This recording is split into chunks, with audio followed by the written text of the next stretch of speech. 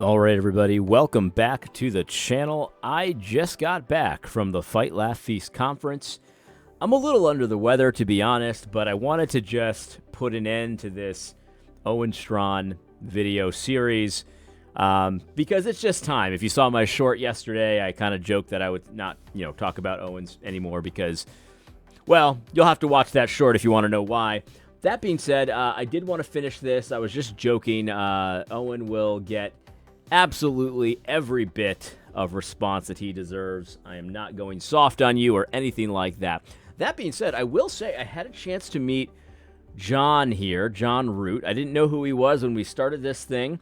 I found out who he was, and he seems like a great guy. He really does. He seems like an honest guy, which I really appreciate. When I met him, I wore a hoodie jacket combo just for fun, just to get a little bit of a laugh, and I got the laugh. So hey, there you go. Can't say that I liked it. It was a little weird, but it wasn't as bad as I thought. The outfit, not Johnny. That's not what I'm talking about.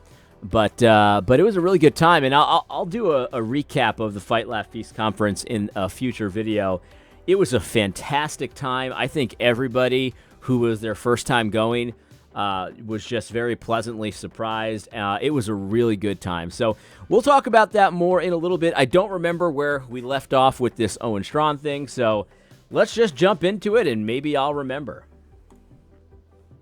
Well, and it's really sad because, you want to put Christ first. I'm determined to know nothing among you except Jesus Christ and him crucified, and all of these things flow out of that.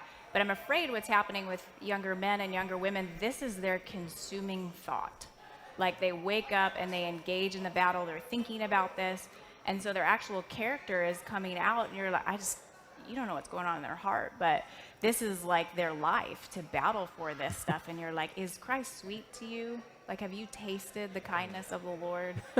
Because if you have, you're going to have his character qualities coming out of you, and the pursuit of your life is going to be Christ and holiness. And then the world's going to go like, what is this hope within you, So. And then I know too. Yeah, I mean, and they do that all. This is the kind of like very pious sort of thing. This is their whole lives. They're consumed by this. Do they even care about Christ and all of that kind of thing? And Johnny was disavowed of any inkling that she might have put into him about the Christian nationalist side of this debate at the Fight, Laugh, Feast conference. There is, I know I said I wasn't going to talk about that, but I'll just say this because it's relevant. There is so much joy. We make so much of Christ. We emphasize personal holiness. The very first talk at the Fight, Laugh, Feast conference was Toby. And oh, man, it was something. I heard that there was somebody in the backstage area. I will not name him, but who was weeping during it, and I totally understand why. Because what Toby did was he really let Dr. Francis Collins have it for his evolutionary mindset, but then he flipped the script on everyone, and he addressed fathers and how maybe you don't believe in evolution proper, but you act like good can come from violence and evil that you perpetrate, that you do.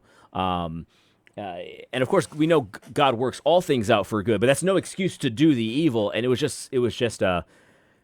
a moving thing, and it was all about personal holiness. You expected him to let Dr. Francis Collins have it, for doing those horrific experiments on dead babies.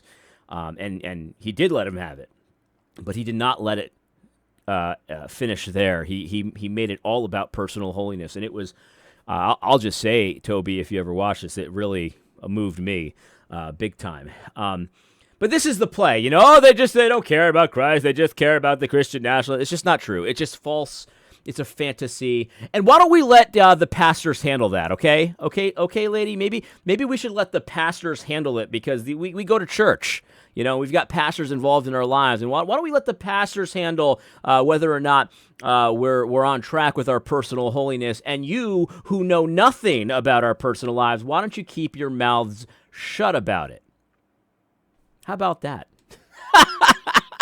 Christian walk is not always going to be rainbows and unicorns and just super big smiles. Obviously, you and your husband here, James, is back there. Like, you know suffering, but there is times where we are missing the joy.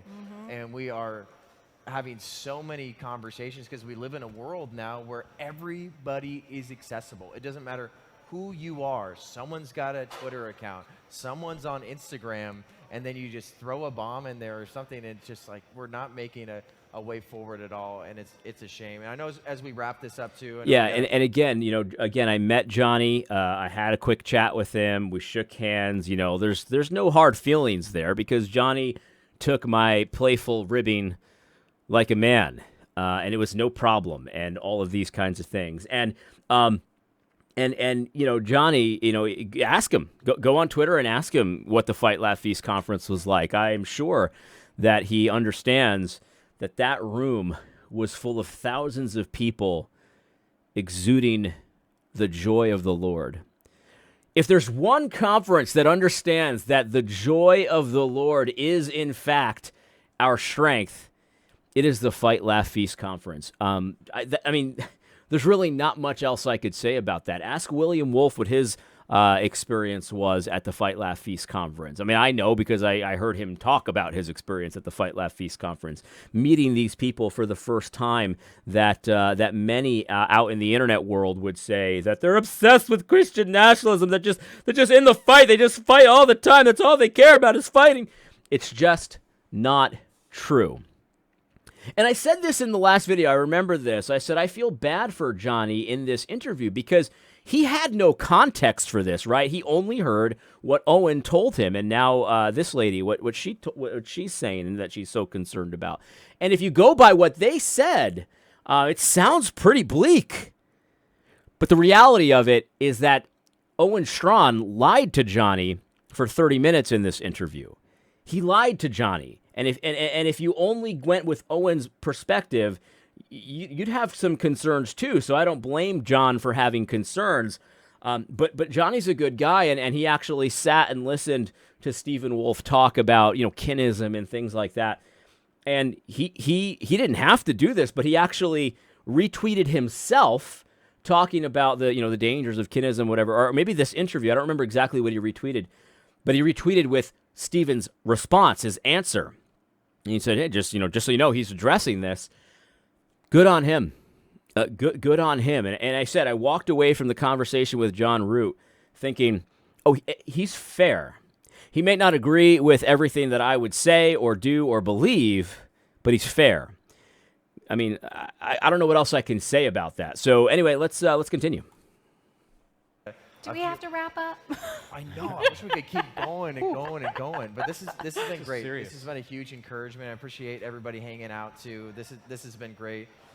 Final question for you is, what would make you sit down with any prominent voice, specifically Stephen Wolf, to have a conversation? Would it have to be off camera? Or if it was on camera, what would actually need to happen in order for that conversation because it seems like you two are the two figureheads of, he's got Christian nationalism, and I'm going to warn you about the dangers of Christian nationalism. What would make you two sit down? So I told Johnny when I met him that this is what I thought of his interview. And what I said was, it was not a hardball interview, and it wasn't intended to be, but I was appreciative that he asked the kinds of questions that I would want to ask, the things that I would want to know about. And I didn't even know that he asked this question at the end here. Fantastic, because he went back to the whole thing about sitting down and talking because he understands that would be beneficial to people. So he heard Owen's ridiculous excuses earlier, and he comes back to it. So, I mean, to ask the question again in a different way to hopefully get an answer this time, I'm not going to say that's hardball, but it's harder than softball, I will say. That's a good question because he also threw in a change to it. He said, "What about even privately? Like, what would it take to actually hear the other side out of this movement that you have dedicated time to, that you find very concerning, and that you've studied for a long time? You said you studied it. It's obviously important enough to do all those things. What about hearing them out and offering some give and take? Because that's, I mean, we all understand that that's helpful, right? It's much more helpful to have a give and take than to just hear someone monologue. Like if somebody wanted to talk with me about this privately or publicly, I'm all for it. You know what I mean? I'm all for it. And there's people in the audience that know that this is true, you know, that I've said something that they completely disagree with or think is dangerous. And they say, hey, can I talk to you? And I say, yeah, here's my phone number. And we've talked. And these are people that are, you know, non-entities, or they're not like important people in the eyes of the internet. But I'll take some time for that. I'm not saying that Owen needs to do that. I'm just saying that's what I've done. But this is a very, very good line of questioning. And again, it's not hardball, but it's definitely not softball either. Let's see what stupid excuses Owen has. I would sit down with Stephen Wolf. I would talk with him privately for sure. I'd be glad to. Talk to anybody. Talk to anybody of any ideology about Christ and try to hash things out. But what I won't do is when there is a figure who is bringing what I would argue are unsound and dangerous ideas into the church, I have no New Testament precedent for platforming that individual. So I am willing to engage his views. I'm trying to do it fairly. But Paul never summoned his opponents or those he was disagreeing with to some kind of, you know, online debate or something like this. So that is not something at this time that I will be seeking to do. That doesn't mean I wouldn't debate a Christian nationalist, though. I'm happy to do that if the opportunity arose. I don't stage debates myself. You know, I'm willing to do that. Very willing to do that. No, you're not.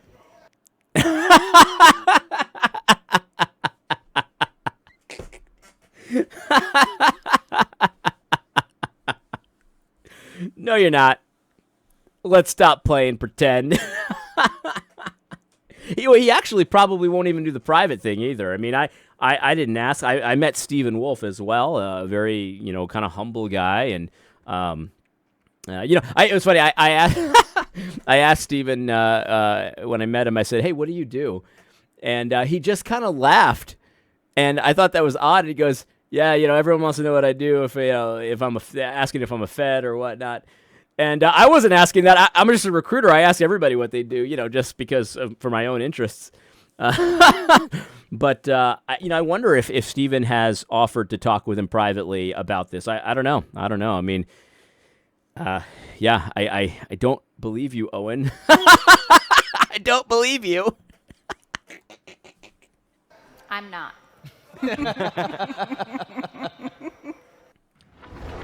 Max Gotta get the ad blocker. It stands against everything I stand for, Max but I gotta get the ad blocker. loving. I don't debate men. Well, we're definitely looking forward to some more of these conversations, because I know it's like we'd like it to end, but it's something too that I know there's so many conversations. It's never going about. to end. It's never going to end, because the bankruptcy of secular liberalism and just liberalism in general is accelerating. The obviousness of the impossibility of it, the worthlessness of it, all of it is accelerating every single day. It is not going to end, because without a Christian foundation, a Christian nation, a Christian nationalism, we're always going to get some form of what we have right now, which is rampant unrighteousness promoted by the law. You can't have... every system has a God, right? And the God is the lawgiver of that system. And so you can't exclude Jesus Christ as the center of your system, the very foundation of your nation, and expect anything to go well. You can't have this pluralistic thing. You know, one of the side conversations I had at the conference was with Chocolate Knox, and he was asking a couple of us, you know, in your ideal Christian nation, you know, would unbelievers have the right to vote? And I answered right away, no. No, they would not have the right to vote. Because how can you have a country ruled by the people, which is what we have? You know, we elect representatives, but we all have a say. and allow people who do not have no love for the Lord, who have no love for the Lord, who do not care for the Lord. How can you put in their hands the power to decide right from wrong from a civil perspective? How can you put in their hands the power to execute justice, to punish evildoers, to promote what is good, if they don't even have the foundation, the first idea what the difference between good and evil is? The fear of the Lord is the beginning of knowledge. And if they have no love for the Lord, if they have no love for Christ, they cannot be trusted with such things. I know what I said goes against everything you learned in civics class in 10th grade, or whatever grade you learned it. In 10th grade is when I learned it. It goes against all of that. Does not go against, more importantly, what the Lord has ordained for civil governments to do. It does not. Christ must be the center in order to have a nation who is blessed, who is thriving, and who's going to continue into the future. That's a requirement. That's a prerequisite. This conversation is never going to end until glory. Like, well, then what's your solution, man? Like, it sounds like you're totally fine with the drag queens running rampant in the schools and in these institutions. So, like, if you don't want a Christian nation, you're really not for Christ. It just seems like there's so many straw man arguments that are being thrown out there, bombs that are being thrown out there. But I'm not saying that you're for drag queens, but the possible solutions are there's only a couple of them, right? Either Christ is the foundation of your nation, or something else is, whatever that may be. So it's not that I think that Owen likes drag queen story hours, but I think that he's not perceptive enough, and I'm being totally serious here. He's not perceptive enough to understand that a secular liberal democracy, or whatever system we have, is always going to tend to some version of unrighteousness. Maybe it won't be trannies running the schools, but it'll be something that you don't want running the schools. It has to be Christ-centered. It has to be built on the foundation of God's law, of God's word. It has to be. Encouraged to stay faithful, and if those conversations happen, I hope that we're all being prayerful about those being fruitful conversations. Sure. So it's not at each other's throat, or it's a bad witness, especially like you brought up earlier, for unbelievers that are seeing us argue about things that sometimes are just can be a waste of time. Yeah, and I'll say this, I know we got to go. I actually have to go, but in my message on Wolf, for example, I said that he was a deep thinker and a gifted writer or something like this. And I said at the beginning of my message, 7 reasons why Christian nationalism has caught on. And in several of those reasons, I commended that side for their clear stance, on manhood or womanhood, for example. So that message hasn't launched yet. It'll release soon. But I can't wait to get my hands on that. I have not been paid that same charity by tons of people on social media. I have been pretty viciously attacked, and I am actually trying not to do worldly mudslinging. I'm not saying I'm perfect, but I'm trying to even honor Wolf, even as I disagree with him strongly, because he is not my enemy. Nonetheless, it's hard to have people call you a snake, or call you effeminate, or call you Russmore 2.0, or Big Eva, or I don't know what they call me. They can call me whatever they want. But my prayer for me is that I will state things on social media from time to time, and I'll state things more fully as I'm able, but I won't get into back and forth. I won't get into name calling. And except racist, kinist, bigot, white supremacist, all of the stuff that, interestingly enough, is exactly what the world calls us. I'm not going to engage in worldly name slinging, except for all of the same ways that they try to destroy you, I will try to destroy you. This is insane. This is insane. I don't know exactly what's going on with Owen, but he is deceived. Is he self-deceived? I don't know. But he is deceived. Because he, in the same sentence, I don't want to engage in the name slinging, the worldly, he's using the playbook of the world, and the world recognizes it. It's not like they're ignoring it. They're promoting Owens attempt to destroy other Christians in the same way they attempt to destroy other Christians. They recognize it. They recognize the game because that's their game. And Owen's playing it. He's deceived. And I do engage somebody, I'll hopefully even try to go out of my way to say something about them that might be true. Because Wolf is a deep thinker, for example. So I've said that. He's a deep thinker, but he's also a kiddish, racist, evil, white supremacist neo-Nazi. Anyway, there's some thoughts. All right, that's it. That's it. Oh, and we got here. Oh, by the way, I recommend this big time. This guy, Gordon Flowers. Oh, stop. I'm going to stop right there. Gordon Flowers. Oh, here it is. Here's one. Here's one. Let me put this over here. This guy, Gordon Flowers, he does these like child predator stings where, you know, he confronts people that were talking sexually to underage kids and stuff like that.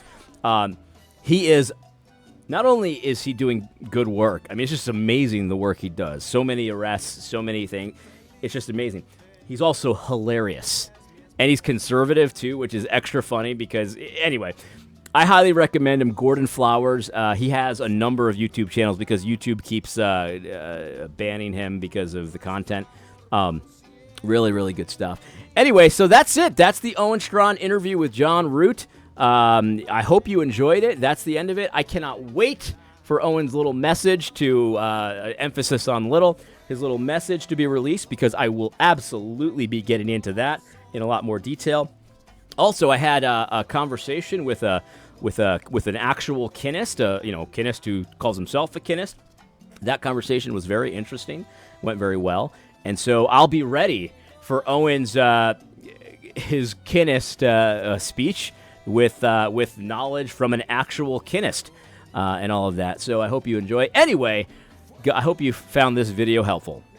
God bless.